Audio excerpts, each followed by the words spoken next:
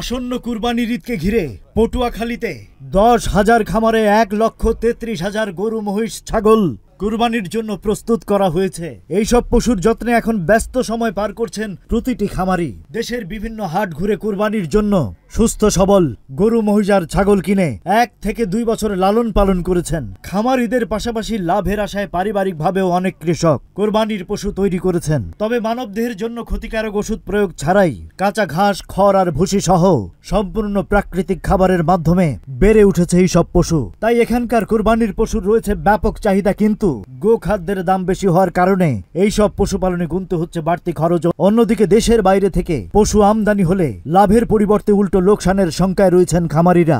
দেশে পর্যাপ্ত পশু থাকা সত্ত্বেও বাহির থেকে আমদানি বন্ধ করা না গেলে দিন দিন পশুপালনে আগ্রহ হারাবেন খামারিরা।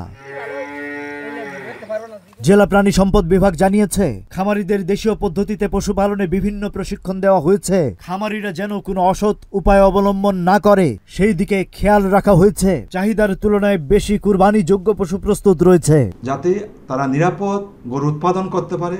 তার জন্য আমরা বিভিন্ন উপজেলা পর্যায়ে অবহিতকরণ সভা প্রশিক্ষণ তাদের দিয়ে থাকি এবং তারা উৎসাহিত হয়। এটা প্রাণী সম্পদের একটা গুরুত্বপূর্ণ কাজ।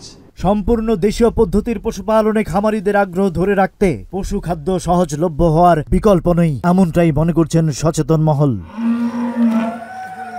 পটুয়াখালী প্রতিনিধি মনিরুল ইসলামের পাঠানো তথ্যচিত্রে ডেস্ক রিপোর্ট।